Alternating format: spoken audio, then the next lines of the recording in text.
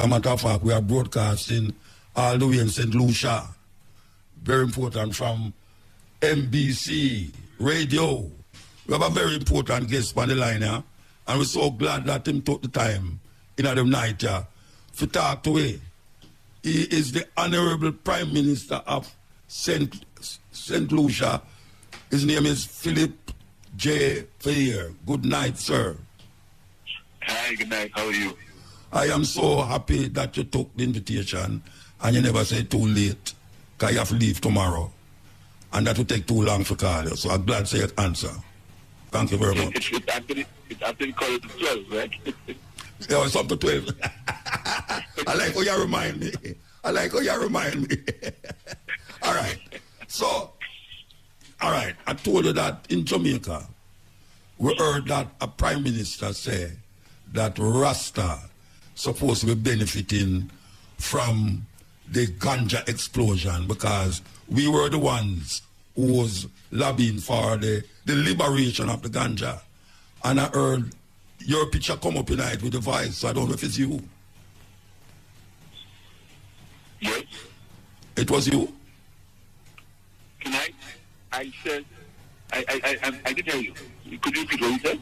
No, I am saying that, I don't remember if it's a year ago, we heard that a prime minister was lobbying for the Rastafari movement to be a part of the ganja bonanza. Yes. And it was you, right? Yes, it was me. I said if ganja becomes legal and it has any economic benefit, then the people who suffer the most when ganja was illegal should benefit from the returns if it becomes legal. Yes, I did say so. So how is the status of ganja in St. Lucia? Is it decriminalized? People still get locked up feet or go? Yeah, well, ganja is first of all, ganja is decriminalized in that you can have a few ounces of ganja for your own personal use. You can grow 4 trees for your own personal use. And if you have any run-ins with the law, like if you were convicted for the use of marijuana or ganja, your record could be expunged and it could be a clean record. Then we've gone one step further.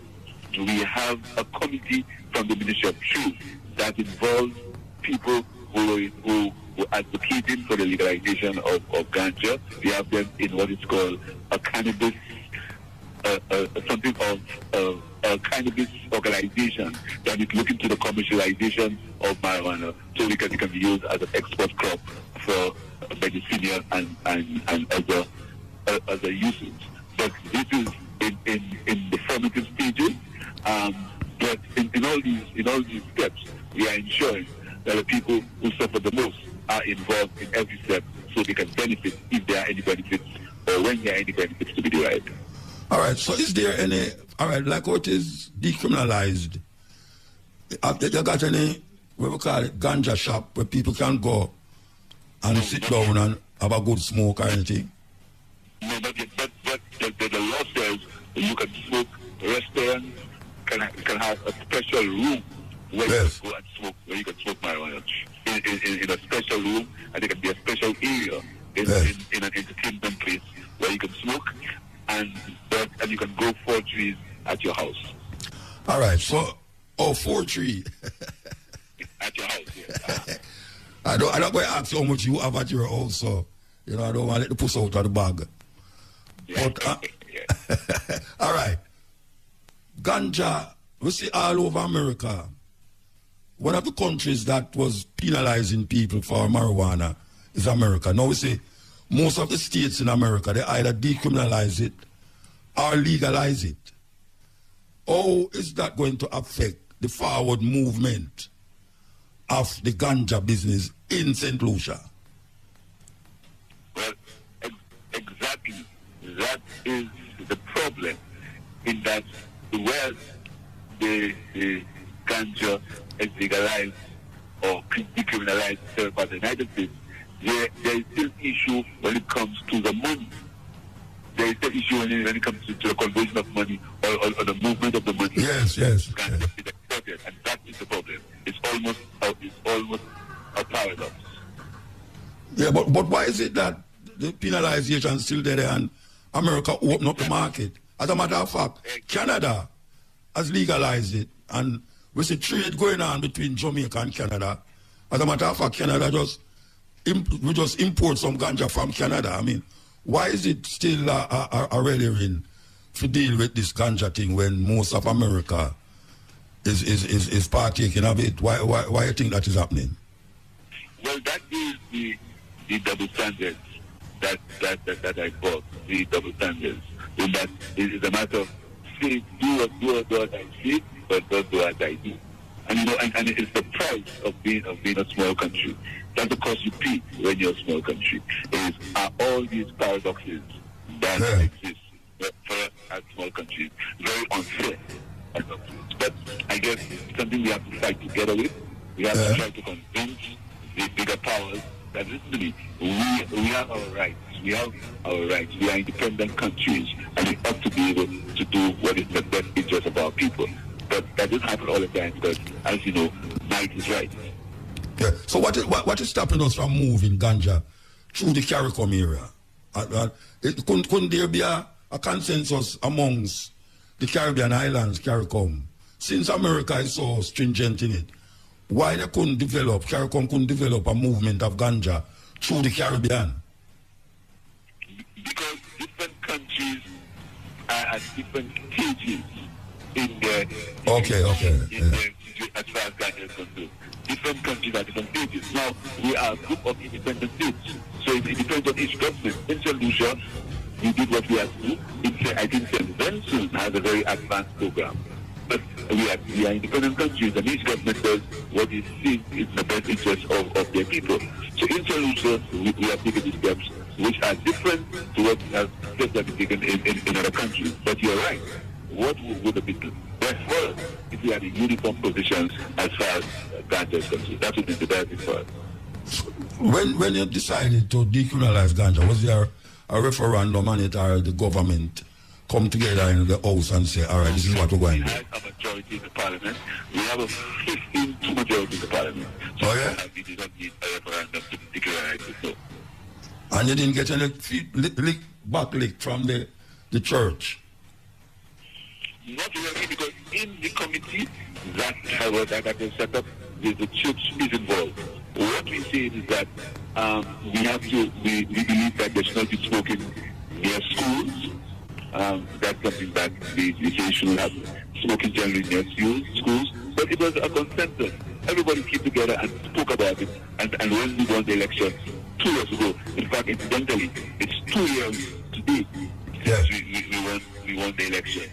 We took the step and took the position of decriminalizing marijuana and expunging the records of people who convicted of marijuana and allowing people to use marijuana for their own personal use in the privacy of their homes, etc. We are the ones who did that, but in the different islands in the region, they are different stages.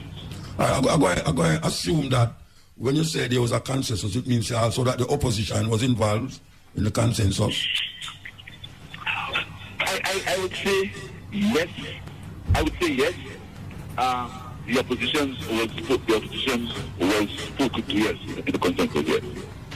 It sounds like you said yes with a question mark. Who passed the law?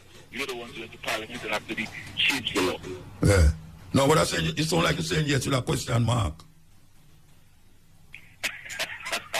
You laugh. Why you laugh? You know how opposition parties are already. You know that. Politics is politics. Anywhere you go, I don't say it go. That's where it go. All right. There are other things that confront Rastafari, not only in Jamaica but right across the spectrum, especially in the Caribbean. We have some archaic law against the Rastafari community that need to be addressed. For instance, locks in schools. Is there something here that is saying that children are not allowed in schools with locks? No, that's not the case in St. Lucia.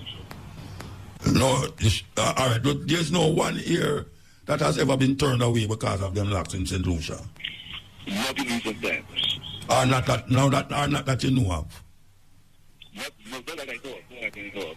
I think in fact, there was a policy pushing for a hair policy at schools, a hair policy where children there would be a certain protocol for children with the hair. Yeah. Children can carry their hair. There's a certain protocol.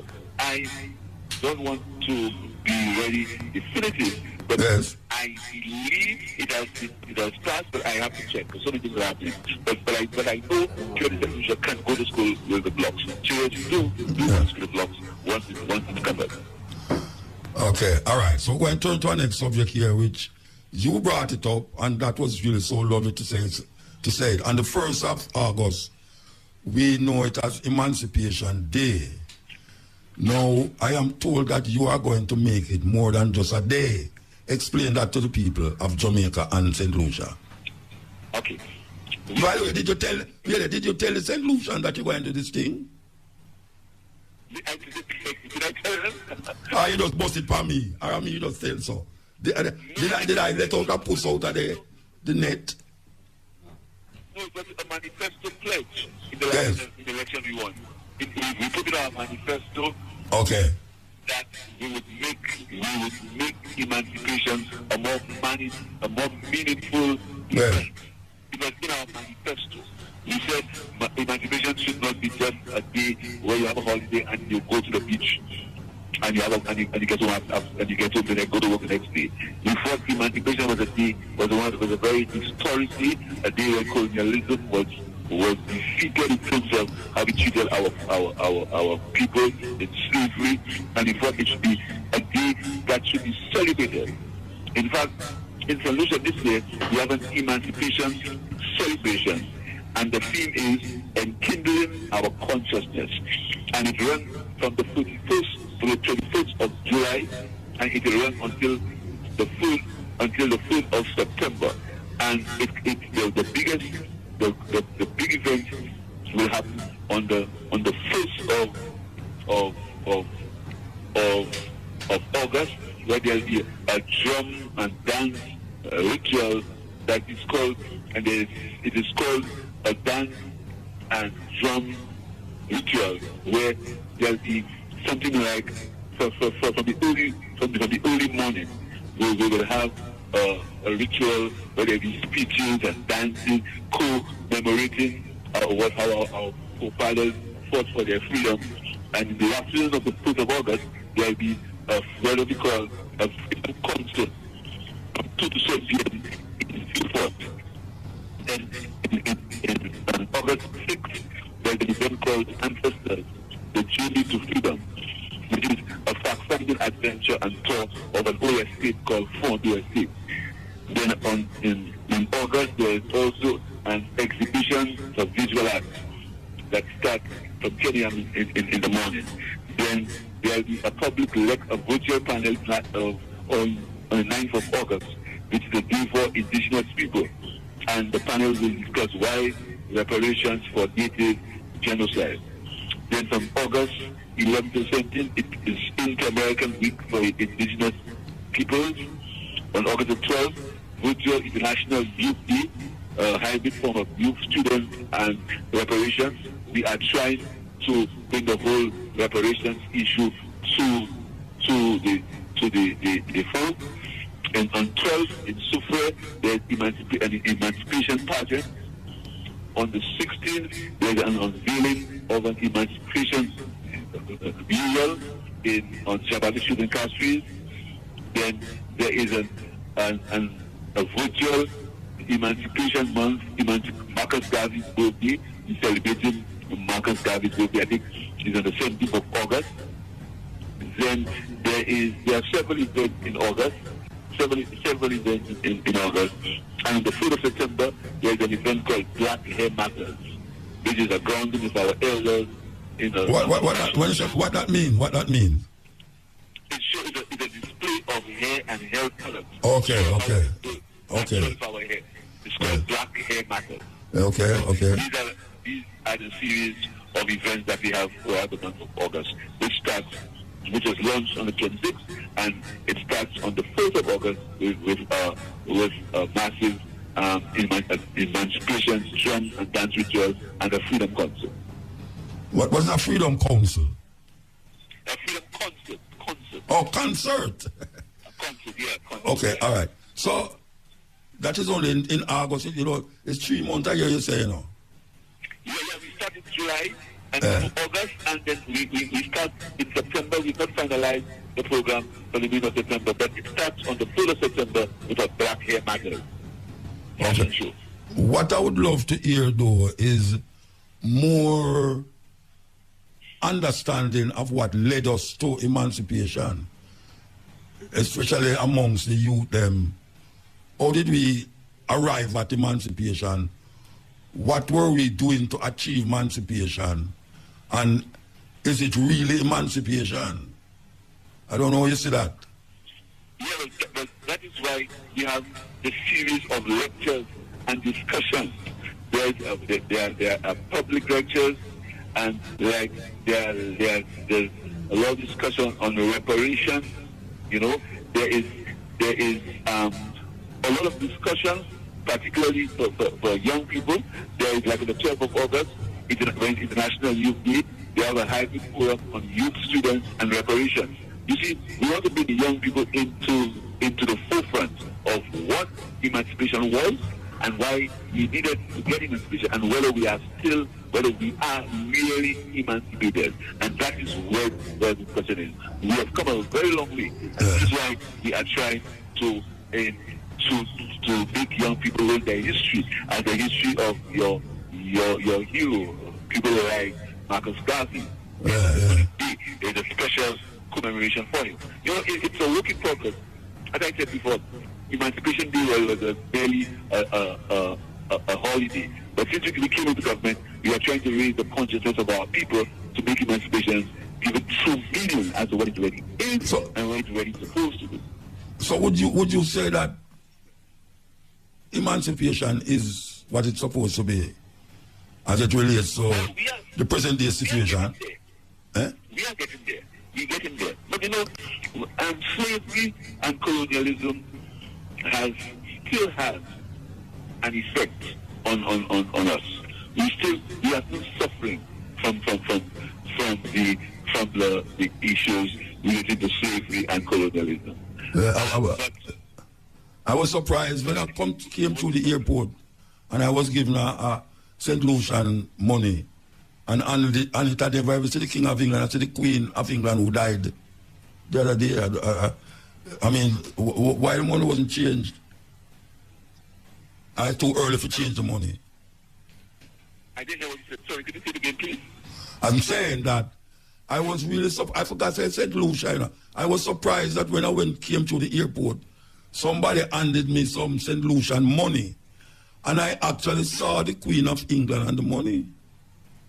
And I'm trying to find out if the St. Lucians never hear that the Queen died. It's not only St. Lucian money, it is the OECS money. And incidentally, we have one central bank.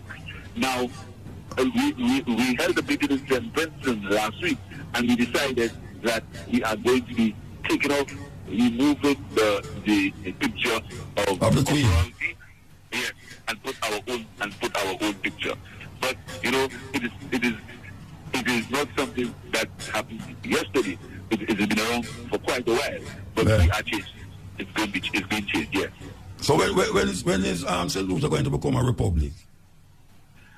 Well, in stages. We are members of the Caribbean Court of Justice. Members of the Caribbean Court of Justice. Yeah. We got rid of the Privy Council.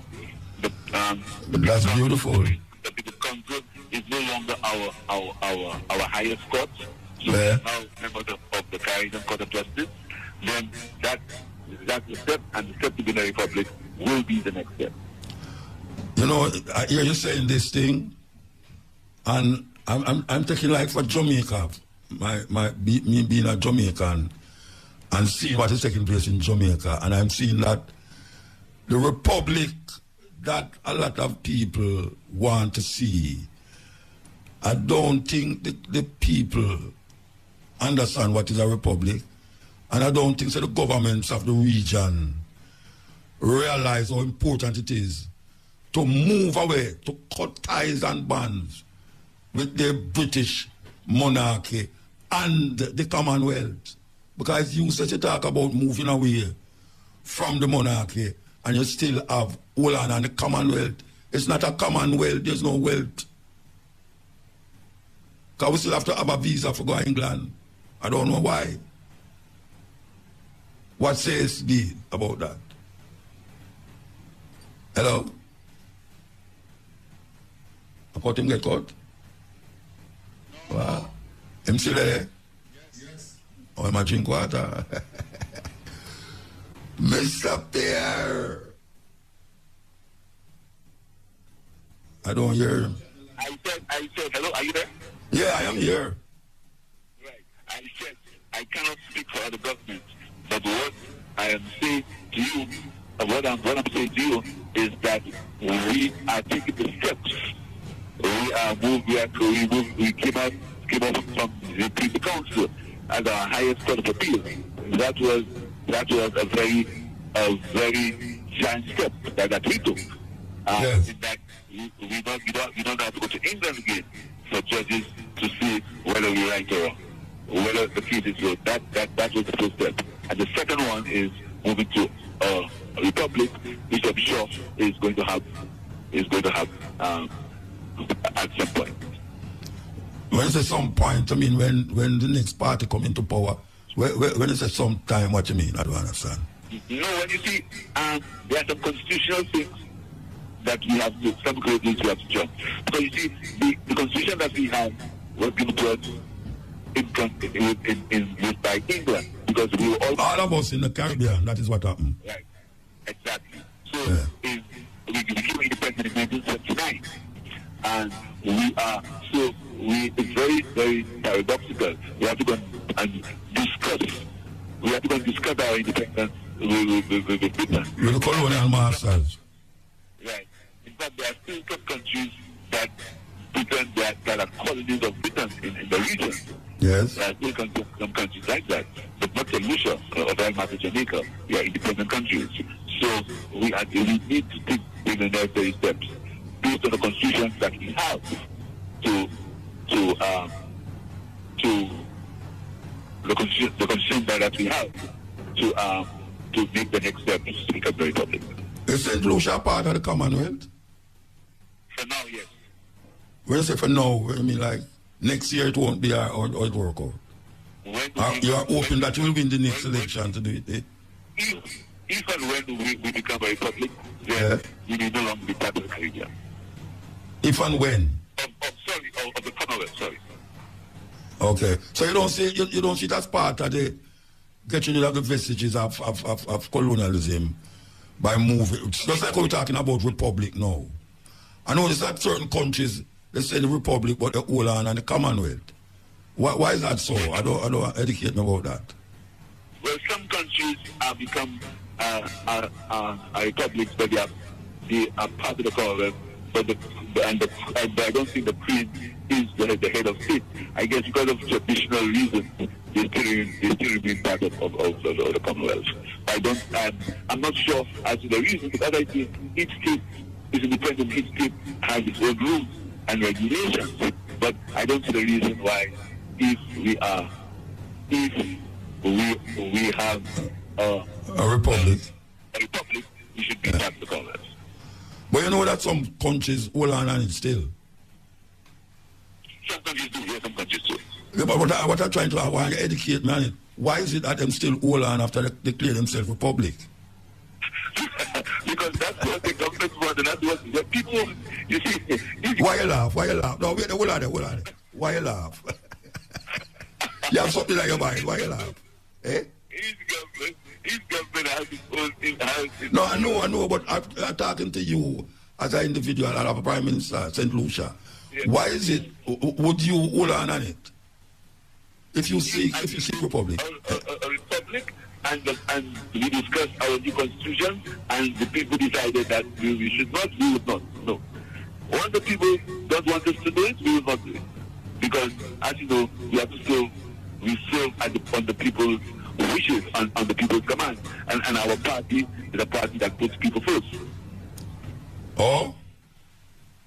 Yes. All right, the last thing, I know I'm going too much things I know, but since I have you here and you're flying away tomorrow, and I have you tomorrow, the continuous gun crimes in the Caribbean seem to be like COVID. Everywhere you turn now, you hear gun. What is it that St. Lucia is doing? Because since I come here, I hear about how much killing I hear about since I come down here. Not since I'm here personally, but when I come down here, someone keep telling me about the gun crime amongst the youth them. And we have that problem in Trinidad. We have that problem in Grenada. I mean, a couple of weeks ago, some terrible mass shooting going on. And not to mention Jamaica. What is it that is driving this continuous criminality activities that is taking place in the Caribbean? Well, it's several things. There is the matter of, first of all, is the easy availability of guns. Guns seem to be easily available. And then it is said that most of these guns come from America. And then the CARICOM Prime Minister at the recent conference went into a pact to see that America should help in the supply of guns. And Americans have decided that the Americans have agreed, we don't know how it's going to come into effect, that they are going to help us in stemming the flow of guns from America to our region. Secondly, there is also the issue of the trafficking of dangerous drugs. Particularly what they say is cocaine. Dangerous drugs that come through the region as a transshipment port for drugs that into America. And thirdly, there is also the glorification of guns and the belief that young people a young man is powerful when he has a gun, particularly when he is in a gang, which is again is something that we've inherited from North America. So it's a series of problems, a series of issues that have caused us to that upsurge of gun violence in the region. A series of issues. And what you doing as a Prime Minister to why you don't go to the government of America to deal with it? Why the CARICOM and thing? I mean, I'm afraid of the big guy up there, so why you just go on like, you can't solve the problem by yourself, you know? In fact, we have. In fact, some countries in the region, I think Bahamas, have joined Mexico in bringing the American government to court. Them go and sue them Mexicans, them go and sue them. So what happened to the Caribbean islands, not about Bahamas? Well, talk about the big bad Jamaica, Barbados, St. Lucia, Trinidad. You know what I mean? Why is it so difficult? And we made a strong statement. I don't know if there was a big conference on crime and violence as a public health issue. And there was a strong statement by the region. In fact, the last CARICOM meeting, there was a strong statement by the region urging America to help in stopping the supply of guns into our country. You must do like what the Americans do, man. You must go to them and say, look at, stop the gun thing, or else. I don't know what the or else is, but or else supposed to be somewhere. You laugh. It's or else. Something must be in the or else. I don't know it's what. Look at, I mean, really. You agree? Young people. Really, you agree with what I said a while ago? The or else.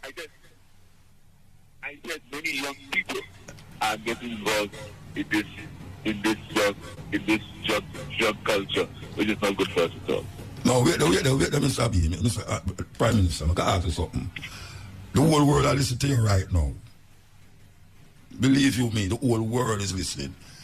I just make a statement a while ago, say, the CARICOM government must go to America about this gun thing or else. And you say you agree with what I say? But I don't know what the or else is. I don't know neither. If I tell you, say, all right, I don't know neither what the or else is. It's going to have the power, you know. I don't know. The CARICOM government are lobbying strongly. Are lobbying the United States very strongly the tribal government. They make some strong statements, both after the crime and the crime and violence symposium in Trinidad, and after the heads of government conference, the 50th, the 100th heads of government conference in Trinidad. So we are lobbying the United States strongly. But as for all else, I can't really help you here. So why is it that it's only Bahamas sided with Mexico with this lawsuit? Why the CARICOM leaders don't see it necessary to reach that? Eh? Well, you see, I guess the Bahamas was the first. I'm sure other countries will join. But once the law is passed, it will be the same for it. Hopefully, if there's success. Because, you know, when a problem may seem to be in St. Lucia or in Jamaica, but really it's a Caribbean problem, you know, because all the problems we have are the same, you know, probably on a larger scale in Jamaica or a smaller scale in St. Lucia, or maybe in Jamaica already. So we are one Caribbean. And I think once you understand that we are one Caribbean, and we begin to evaluate our size, we begin to treat our problems as one Caribbean, as we started to do in this violence, in this gun situation, we will succeed. But we must understand that we are one Caribbean, no matter how big or small we are, the problem. We must move in a card, yes. One accord. They must move in one accord. Yes, and that's why CARICOM must be strengthened, and that's why it's important that we have freedom of movement among the peoples of the region, which should happen in March next year, but we need to resolve the problem of air travel. It's too difficult to get to Jamaica. To go to Jamaica, you have to do the man. It's too difficult to get around the region. That is a major problem. We want to end this, but I want you to just say hi to the person who make this possible. Why say something to him or him say something to you? Yes, Honorable Blessed Love, give thanks. Honorable Priest Kailash. Oh, hi, Priest, how are you? Oh, I'm blessed, my Lord. Give thanks for representing us. As the Honorable is saying, I was telling him of the unprecedented celebration of Emancipation Day in St. Lucia. And he was I wouldn't say fascinated, because you know how it is, but he was very complimentary. And as Dr. Raswin Rose is here with us also, even with regards to the emancipation, we just filmed a panel discussion here that on national television that actually deals with these arguments upon how is it that we're supposed to get through emancipation and all these things. So give thanks for taking the time out to be on that interview, and the people of Jamaica and the rest of the world could actually hear our progress in St. Lucia when it comes to emancipation. Our second anniversary. Yeah. Give thanks, sir. Give thanks. Thank you, please. Thank you, and I wish you a happy Emancipation Day, and we'll see sometime shortly in before. Yeah, man, give thanks. Okay, that was the Prime Minister of St. Lucia, the Honorable Philip J. Fair, speaking to us. We are in St. Lucia, as a matter of fact. You know, so I was stop asking a subject in a school of Marcus because you know. You know, nobody to teach it because the teacher them don't know nothing about Marcus Garvey. The teacher them don't know nothing about Marcus Garvey. And those who know, them not going to make you come teach it. You understand? So we have to find another way until we can rectify that part of the situation. Because a long time we are called for it. Long time we are called for it. You have so much books for Marcus Garvey. So much books. And all the teacher them know that he was born in St. Anne. Me ask the teacher them about what is Marcus Garvey, the name of Marcus Garvey organization, and all of them are run for them iPhone. What kind of man is that? Run for your iPhone. If you was the iPhone light bright up and me ask the question that me have to wait. And the teacher them, then if the teacher them have to go for them iPhone. Maybe the student them should have to dig them out time grade. I don't understand that. I don't understand that. Why is it that Marcus Garvey is the most popular black man out of the Caribbean? We start an organization where we have millions of people following him. And there's so much for African people all over the world. And him come from Jamaica. And the only thing we can talk about Marcus Garvey is that him born in a St. Anne. What kind of man is that? Did you know that in America, Marcus Garvey is seen as a black American pioneer? Marcus Garvey is seen as a black American hero. Imagine that. Because most of his work was done in Harlem. UNIA, Black Star Line, all of these things that him farm. And now we see them have Emancipation Day come around again. And then they talk about Independence Day, the 6th of August, again. And one of the main things that emancipate yourself from mental slavery is Marcus Garvey, because of him just said those words that was uttered by Bob Marley. A whole heap of youth don't even know that. It's like one time you hear, well, the youth from St. Elizabeth, I sing Many Rivers to Cross. And then the next year, them have Jimmy Cliff on the show. And Jimmy Cliff I sing Many Rivers to Cross. And them say, wait, not the virtue, or am I sing not the virtue song? Me hear Bob Andy, come and sing Two Experience. Me hear some people at the audience that say, he must sing Barrington Levy song. That is where it there. That is where it there. So we say, it's Marcus Garvey utter the words, emancipate yourself from mental slavery. And it put in a record, put in a CD, Bob Marley utter it. And it become a rallying cry for a whole heap of one who do have, or don't want to have nothing to do with Marcus Garvey. Give thanks for Burning Spear, who keep that name in a pop culture. Nearly, I say nearly, every album when Burning Spear do, him have a song on it about Marcus Garvey. He was the one single-handedly in Jamaica keep Marcus Garvey's name alive in the music. We have to move it out of the music now. Too much music. We are talking about now go inside of the hearts and the minds of the Jamaican people them and show them how important it is to have the subject of Marcus Garvey in them heart. And we know say the cry will always be, we need a subject in school of Marcus Garvey. But when the teacher them left to teach it, I put up my hand. And I know a whole heap of ones out they can put up them hand. I don't hear Carleen. Miss Douglas. Why? You're in some busy place in the middle of the night, yeah? You don't know what people do in the middle of the night? I don't know what they're doing in the middle of the night. I ask you if you're in a breezy place in the middle of the night. Because I hear like breeze. I am at the background. Oh, let me move it. You're not supposed to be a breeze there in the night, yeah? Sorry about that, yeah. Is that better? Yes. Okay. Who is this on the line, by the way? Nicholas Allen. Nicholas. Is this part calling there? A.K.A. Rocky. No, man, with... better no say.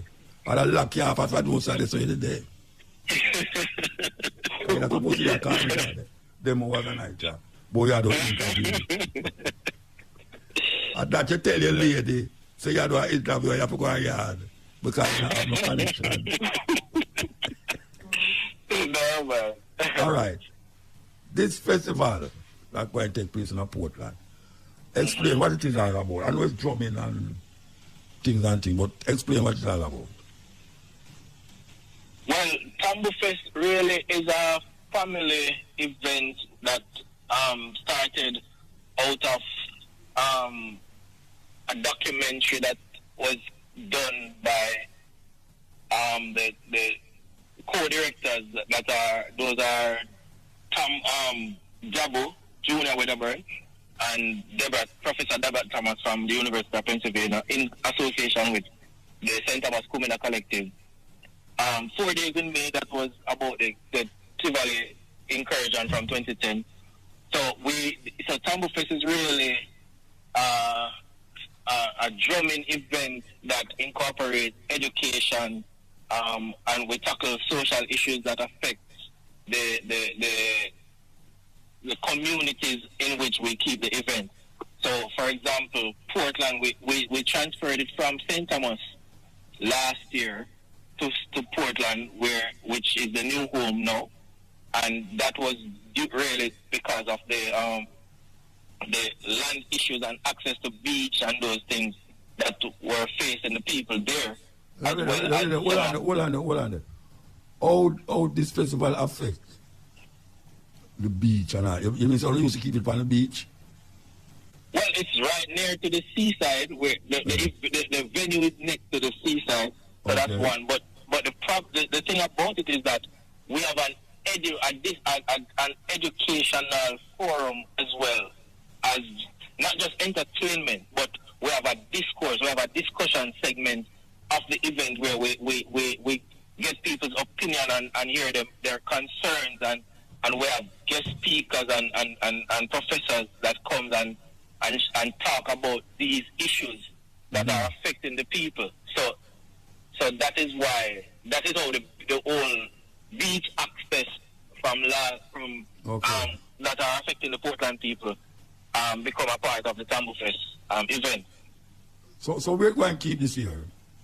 So this year it's going to be at Cova's Bar and Grill in Long Bay, Portland. That's where it was last year. So we're using the same venue. It's close to, if you know where the Cliff Hotel is in Long Bay. It's like about 2 chains away, further up from there. So coming from St. Thomas side. Okay. And them have to drive through all of that madness in St. Thomas, eh? I was just about to say we should let me tell you something. Directions from St. Mary. Neither for love nor money. Nobody can make me drive from Harborview go to Portland again. May I tell you that? You mad? Me not drive it, so man. You mad, man? You never seen nothing like that yet. I'm sorry for the people who live at St. Thomas Rasta. I'm sorry for them. Sorry for them. Carlene, I hope you don't live out there now. Well, you know where I live, so I'm not driving. I'm not driving that side. So what Carlene have to do? What Carlene have to do? Tell me. Well, I'm actually hosting the afternoon event. So I'm hosting more so than anything else. When I heard somebody think, so I think it's just on the eve of emancipation. So I think it's a good day for families to come out. It's a good day for anyone who wants to learn a little bit more about culture to come out. So outside of the Charlestown Maroons are drumming, Kingston drummers are there as well. So it's quite an extensive program that focuses on Jamaica's culture in that kind of way. One day or more than 1 day? It's 1 day? It's 1 day. Only 1 day? Yeah, man, it's 1 day. Okay. And you have places where people can spread out? Yes, actually, it's a nice lawn. You can bring a towel and come on, or if you have anything that you want to spread on the lawn, because the entire venue is mat grass kind of a thing. So it's a nice vibe. We'll be having food on sale, Jamaican food, ackee saltfish, callaloo, cabbage, and all of those things, coconut jelly, cane, you name it, all of those. So it's a nice cultural event for you to come out and have a time. Remind the people again when it is. Again. So it is this Saturday at Cova's Bar and Grill in Long Bay, Portland, and we start at 3 p.m. And we aim to finish at 12. We will be having the Kingston Drummers, John Kuno Group, Charlestown Maroons, the Tinky Mini Group out of St. Elizabeth, the St. Thomas Kumina Collective. We'll be having libation. We also have Dr. Marcus Koff, attorney at law, to discuss the difficulties of local farmers facing, difficulties local farmers are facing with marijuana and so on. Then we also have Dr. Elon Thompson, a urologist, to talk about prostate awareness and all of those things. So it's an educational entertaining event as well. All right. Give thanks, Bridget. Give thanks. Yeah? Yeah, man, no problem. Colleen? Thanks for having us. I clearly was just good company. Have a wonderful evening. Yes. And don't stand up out in the breeze, yeah? Those hours. You will catch drafts. Well, I know most Jamaicans don't know what is happening in St. Lucia as it relates to what the Virgin is doing. So we think so we're going to take it up on our head to make you know exactly what the Virgin is doing in St. Lucia and the progress in making and what I come say, the handiworks of the Virgin. We want to say good night again, you know. Yeah. Yes, blessed love, honorable. Give thanks. All right. Where you call the place? Tell me where you call the place. Yeah, Monkilash Rejuvenation Center. The mountain is your mountain. Yes, my mountain. Your mountain. You're the man say. The man have a mountain. You didn't know him have a mountain? Yeah, man. You go up there, you ever go up there yet? No. We talk to an engineer in the studio here. If you never go, you never go up there yet? No, never. Half of your life gone, you know that. And the other half will go away. Maybe next week if you don't go up there. All right. Kailash say it's a place to rejuvenate, come to your senses, and really just experience some serious healing. A healing, we will call it. The man is a healer man. We don't like the name healer man. Boss, healer man. Most of the revolutionaries, them, in a slavery time, was known as healers. Them call them medicine man in America, the Native American name, but this man is a healer. How long you that place, Virgin? About 8 years. 8 years. You know, so him come to my house already. For those of you who hear the country there in a while, him come there with a talk about different herbs and, you know, how to use certain things, and him have a product named The Answer. And The Answer is one of the main products them that we see him kind of push out there. But me and check you up there, and me I tell you, 6 bottles at that, 6 bottles at that, and we have to take 3 times a day, a teaspoon. Me I tell you, say, the first night when I drink the first one, it's a lucky thing, say. The bathroom there near the bed. What is it that that's supposed to do, Bridget? Well, I mean, definitely give thanks again for being here with us in St. Lucia, and also taking the time out to, interview our Prime Minister, and, making sure as you come down here, and we felt it necessary to bring you into St. Lucia as one of the forerunners when it comes to the whole realms of our culture. And being that, we are having what we call the Rising of the Gods retreat, whereby we specifically want to bring in people of wise mind, and make them sit with the youth to actually help to pass on that knowledge and that wisdom and understanding onto them. So, I mean, you are in the company of myself, last Dr. Wayne Rose is there, we have Riza Islam, Akim Pierre, and we have a series of youths from different parts of the United States of America and some youths from St. Lucia. So, yes, Rastafari. Yes, so I'll speak on that one. So definitely, so as you know, well, give thanks. So as you know, we're doing Rising of the Gods retreat, which is a retreat that basically is for man. So the reason we brought Mutabaruka into St. Lucia was basically to be an ensample, someone who have actually been a very disciplined and principled man in the way that he has lived his life. Over 50 years specifically in his tradition, and over 40 years even, 40 years without wearing shoes and going anywhere with it. So even I seen him in the Emirates Stadium in London without shoes when I was lecturing there also.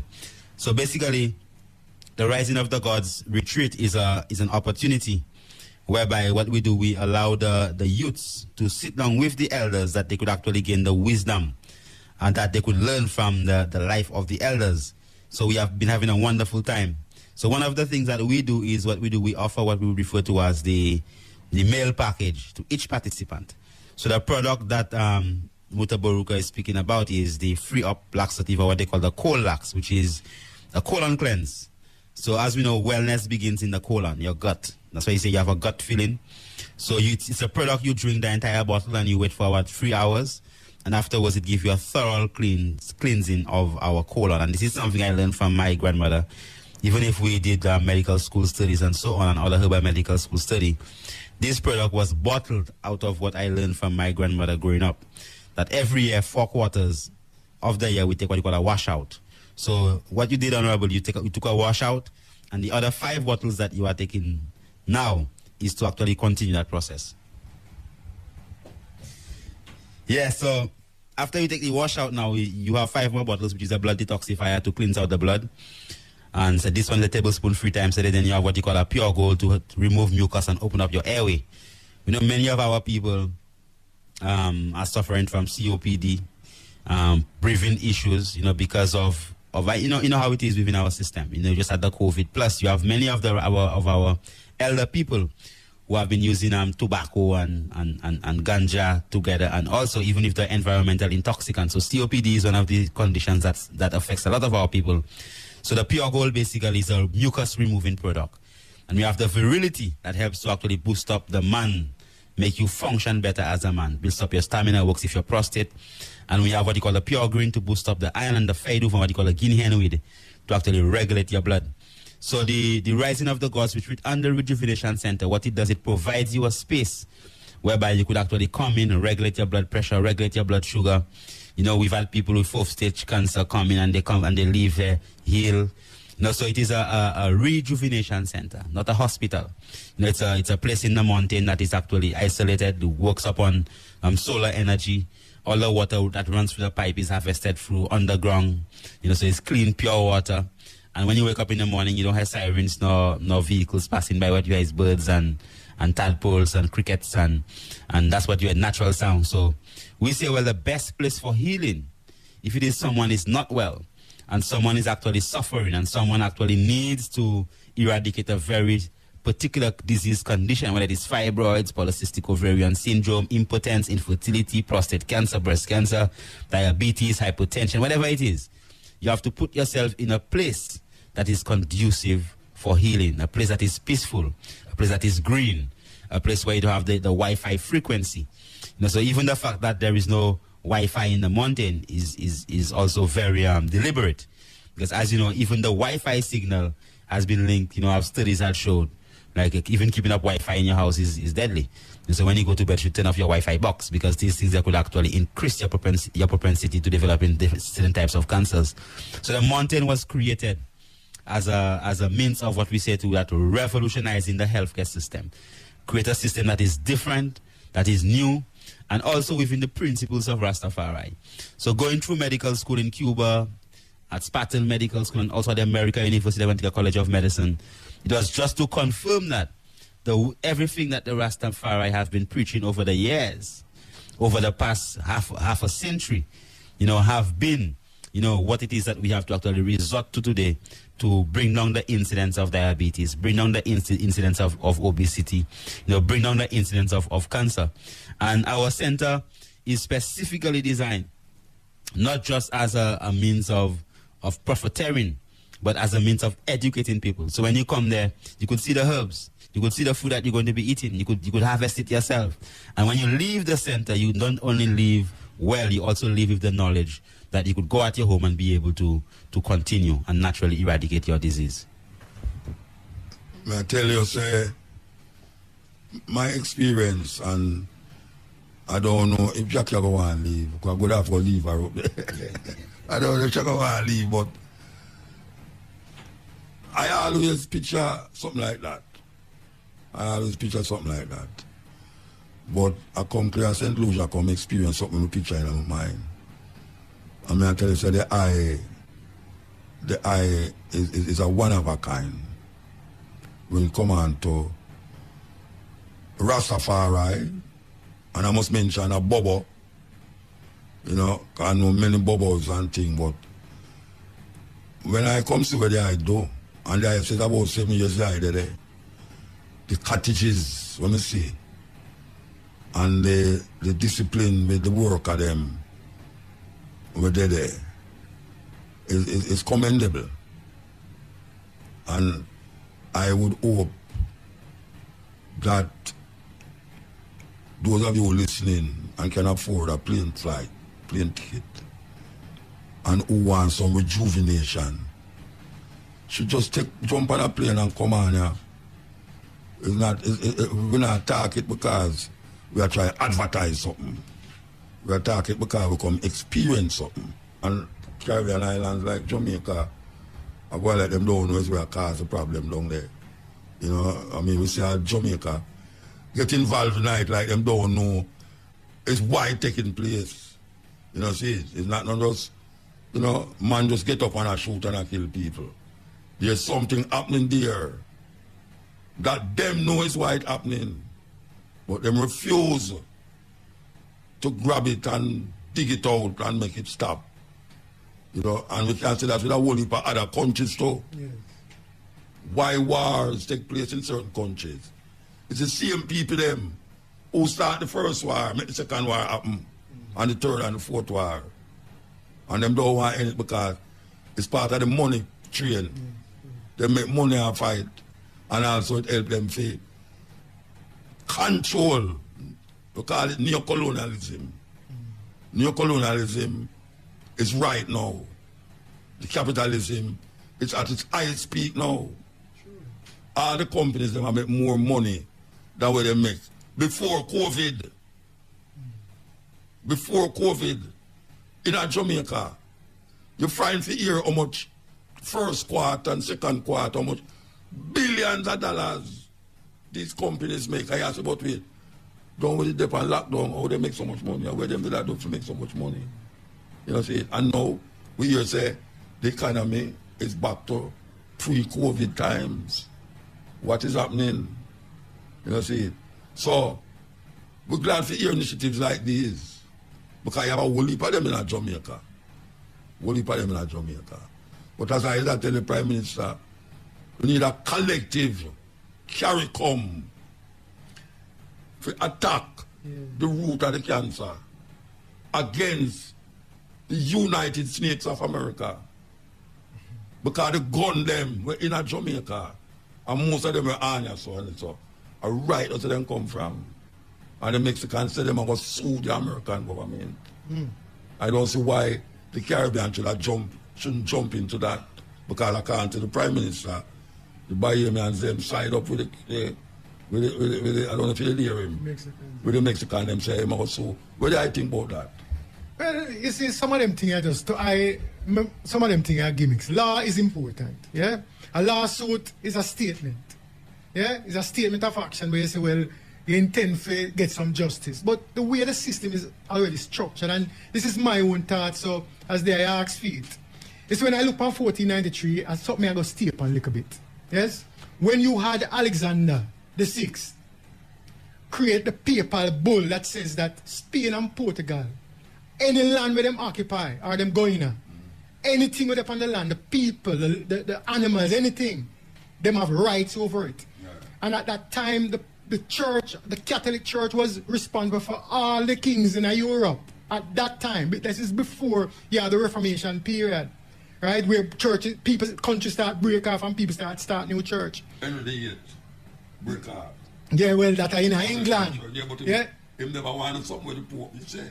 Well, him broke off because him couldn't get him. The king of England couldn't get the divorce him wife. Yeah. See, but notwithstanding, the point I make is that the root cause of some of these challenges today goes directly to that. And in fact, in March of 2023, Francis, the current head of the Catholic Church, see, in Canada, he said that this doctrine of taking people land was never part of what is truly Catholicism, even though he not fully repudiated.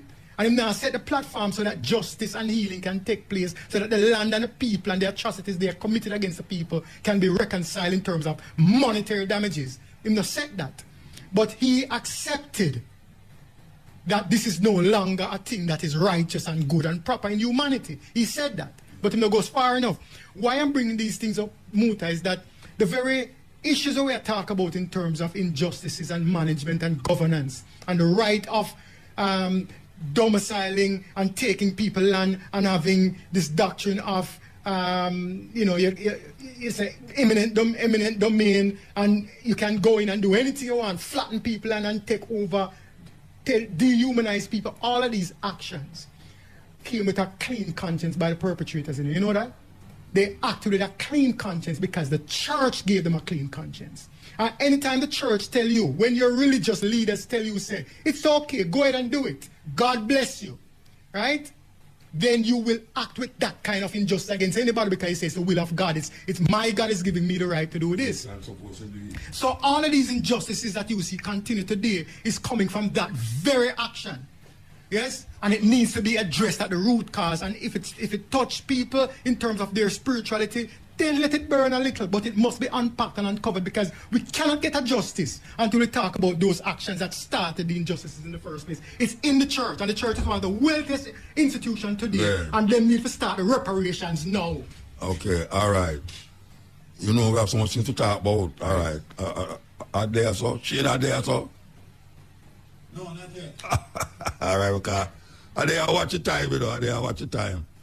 But I want to remember something about, is it true anticipate hard? I forget what I'm going to say, you understand? But whether I say, is it true? I totally accept what I say. And the church part in a whole, in this people who are domiciled on these farm slave plantation island, it come right round to the church. You know, see, the church is the culprit of all of these things.